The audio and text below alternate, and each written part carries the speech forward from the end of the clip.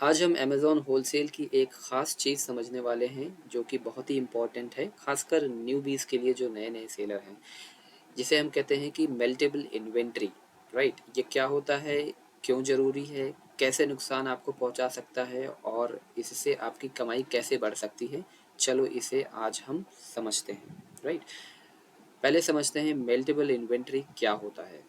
ये वो सामान है जो गर्मी में पिघल सकता है, जैसे कि चॉकलेट्स, मोमबत्ती या फिर कॉस्मेटिक की कोई भी चीज़ होती है जो गर्मी जो है ना वो नहीं सहन कर सकती। ऐसे प्रोडक्ट बहुत सारे होते हैं। अमेज़ॉन इसे ख़ास तरीके से हैंडल करता है क्योंकि इसे गर्म मौसम में ख़राब हो सकता है, राइट? अगर आप होलसेल में ऐसा प्रोडक्ट बेचते हैं तो आपको इसके नियम जानने पड़ेंगे, वरना स्टॉक आपका जो है वो अटक सकता है या फिर नुकसान हो जाएगा और आपको लॉस झेलना पड़ेगा, राइट? अब ये आपके लिए क्यों मायने रखता है? मान लो जैसे कि आपने चॉकलेट का स्टॉक लिया है, लेकिन अमेज़न के पास में इसे रखने की सुविधा नहीं है। गर्मी में तो वो इसे मेल्टेबल का टैग लगा देगा और बेचने की इजाज़त सिर्फ ठंडे मौसम में ही देगा, जैसे कि अक्टूबर या फिर अप्रैल में। अगर आप सही टाइम पर नहीं बेचते हो तो आपका पैसा फंस जाएगा। इसीलिए मेल्टेबल इन्वेंट्री समझना मतलब प्रॉफिट बचाना होता है, राइट?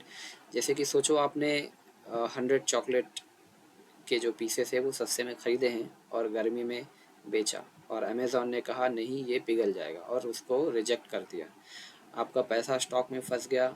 लेकिन अगर आप इसे सर्दियों में अगर बेचते हो तो 2 हफ्ते में बिक जाएगा ये, और प्रॉफिट आपकी जेब में।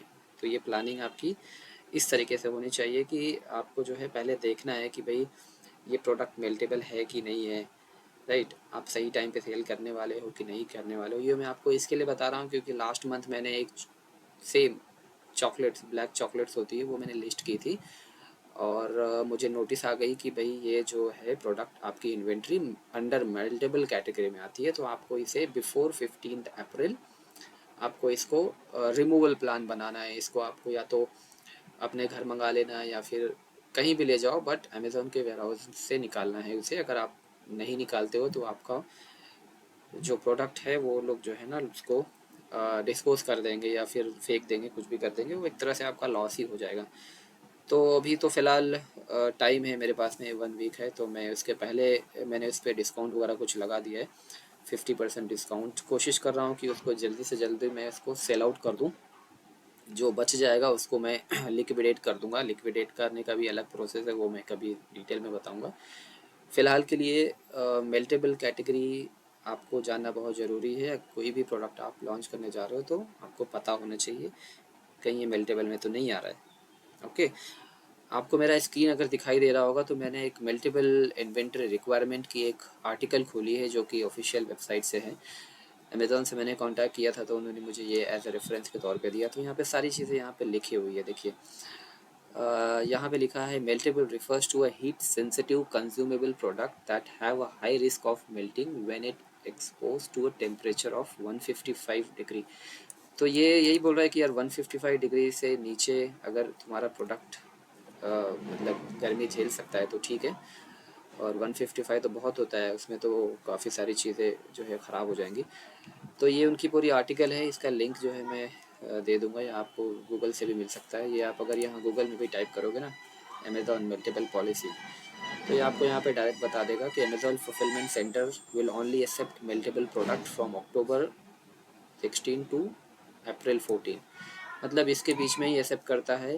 अप्रैल 15 से लेकर अक्टूबर 15 तक नहीं लेता है ये मल्टीपल चीज़ें, यानी कि अक्टूबर, ओके, लास्ट क्वार्टर और फर्स्ट क्वार्टर में नहीं लेता ये सब चीज़ें, ठीक है।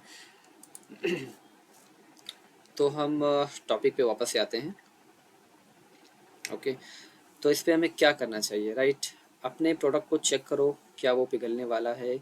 अमेज़ॉन एफबीए के रूल्स देखो, मेल्टेबल का टाइम पता करो, गर्मी से पहले स्टॉक भेजने से बचो। ये छोटे छोटे स्टेप्स हैं ना, आपको बड़े नुकसान से बचा सकता है, राइट?